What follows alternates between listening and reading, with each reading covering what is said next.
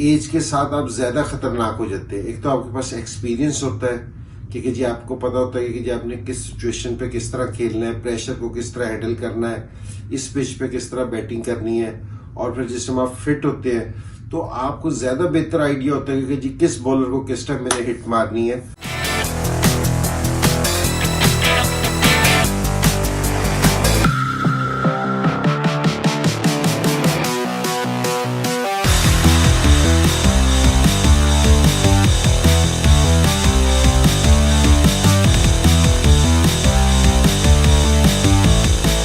बिस्मिल्लाहिर्रहमानिर्रहीम। आप देख रहे हैं मेरा YouTube channel the match winner. कल अगर ज़ल्मी और कराची के मैच की बात की जाए तो डेफिनेटली ज़ल्मी ने बड़ा ज़बरदस्त परफॉर्म किया। और जो उसमें ख़ास चीज़ ये थी कि कराची वाले भी पिछले मैचेस की निस्बत ये वाला मैच ज़्यादा बेहतर खेले क्योंकि जी उनकी बॉलिंग भी ज़रा बेहतर लगी। और बैटिंग में जिस तरह हम तवक्को कर रहे थे कि जी बाबर आजम को स्कोर करना चाहिए, लेकिन उन्होंने स्कोर किया लेकिन उस रफ्तार से नहीं किया जिससे हम तवक्को कर रहे थे। एक तो ये वाली चीज़ें उस पर बात करते हैं, लेकिन पहले ज़ल्मी की अगर बैटिंग की बात की जाए तो मलिक की तारीफ ना की जाए तो ज्यादती होगी। ये जितना मेरा मतलब है पुराना होता जा रहा है उतना ज़बरदस्त अपनी इससे एक चीज़ तो ये वाली साबित हुई कि अगर आप फिट हैं तो फिर आप किसी भी उम्र तक खेल सकते हैं और एज के साथ आप ज्यादा खतरनाक हो जाते हैं। एक तो आपके पास एक्सपीरियंस होता है कि जी आपको पता होता है कि जी आपने किस सिचुएशन पे किस तरह खेलना है, प्रेशर को किस तरह हैंडल करना है, इस पिच पे किस तरह बैटिंग करनी है। और फिर जिस टाइम आप फिट होते हैं तो आपको ज्यादा बेहतर आइडिया होता है कि जी किस बॉलर को किस टाइम मैंने हिट मारनी है, जो शोएब मलिक ने इस कल भी किया था और इससे पहले वाले मैच में भी किया।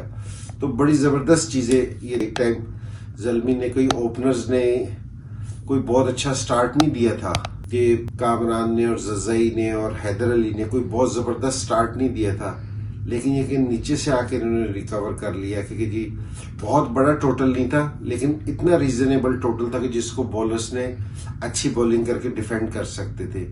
और जो कल सारी चीज रही कि जी वहाब रियाज ने अपना एक्सपीरियंस भी कैप्टनसी में शो किया कि जिस तरह उसने बॉलर से बॉल कराई कि सारे बॉल तेज नहीं करवाए, स्लोअर वन उसने बॉलिंग बहुत ज्यादा करवाई कि जी उसी हिसाब से फील्डिंग उसने खड़ी की, उस हिसाब से बॉलिंग की, जो कि बहुत अच्छा देखने को मिला कि जी आपने सिचुएशन के हिसाब से टीम की जो पिच थी कल के मैच की उसके हिसाब से बॉलिंग की है। और बॉलर्स को भी क्रेडिट जाता है कि उन्होंने अकॉर्डिंग टू द फील्डिंग अपनी ना बॉलिंग की है। तो ये सारी चीजें ना बड़ी जबरदस्त देखने में आई। और कराची की अगर बात करूं उनकी परफॉर्मेंस पहले से तो बेहतर थी जो पहले 3 मैच उनसे उन्होंने खेले हैं, लेकिन फिर भी जिस टाइम उन्होंने एक वक्त पे ज़ल्मी को पकड़ लिया था क्योंकि शुरू में 6, 8, 10 ओवरों में तक है ना ज़ल्मी का इतना अच्छा नहीं था, लेकिन उसके बाद है ना वो प्रेशर होल्ड नहीं कर सके। या तो उसको कह लेंगे कि शोएब मलिक का एक्सपीरियंस काम आया कि उसको पता था कि जी मैंने इस प्रेशर में से किस तरह निकलना है। और दूसरी इस मैच की जो सारों से खास बात थी वो थी बाबर आजम के रन्स, जो उसने कल 86 रन्स किए हैं। बड़े ज़बरदस्त रन्स किए, लेकिन मेरे ख्याल में ये इनफ नहीं थे। और मेरे ख्याल में जिस लेवल का बाबर आजम प्लेयर है, जिस क्लास का प्लेयर है, नंबर 1 प्लेयर है, और ये मैं इसको सिर्फ T20 का नहीं कह रहा क्योंकि ये हर फॉर्मेट के अंदर टॉप प्लेयर है।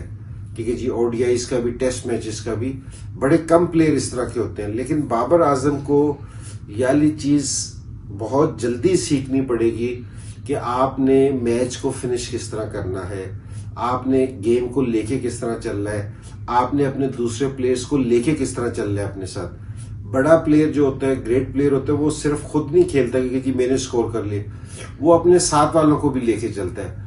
हालांकि मैं आपको बताऊं कि कराची की जो बैटिंग थी सो वो इतनी मजबूत इनकी बैटिंग नहीं थी।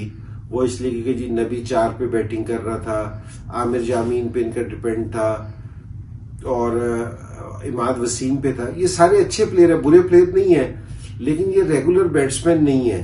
ये 6 नंबर के बाद के बैट्समैन है क्योंकि जिनको थोड़े से ओवर मिले जिसमें ये हिटिंग वगैरह कर दे। जिस टाइम आप इनको पूरा मैच देते हैं तो मुश्किल हो जाती है।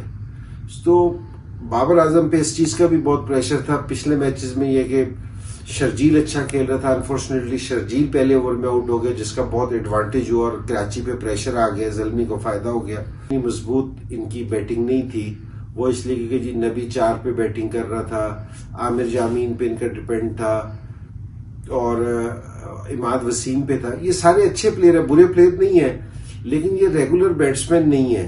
ये 6 नंबर के बाद के बैट्समैन है क्योंकि जिनको थोड़े से ओवर मिले जिसमें ये हिटिंग वगैरह कर दे। जिस टाइम आप इनको पूरा मैच देते हैं तो मुश्किल हो जाती है।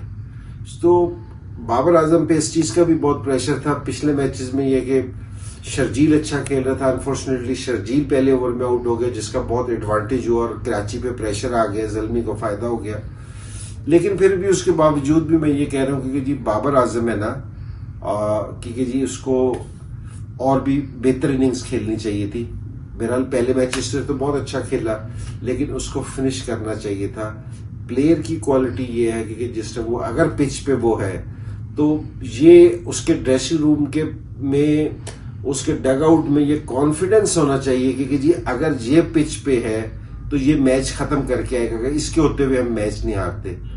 तो ये थोड़ा सा मुझे थोड़ी सी ये वाली चीज लगी। मलिक की इनिंग्स देख के बड़ा मजा आया। वहाब रियाज ने कैप्टनसी बड़ी अच्छी की, बॉलिंग अपनी अकॉर्डिंग टू द फील्ड की, और यहाँ से बड़ी खुशी होती कि अगर बाबर आजम है ना मैच को फिनिश करता, क्योंकि जी इसको देख के ना ज्यादा खुशी होनी थी मुझे।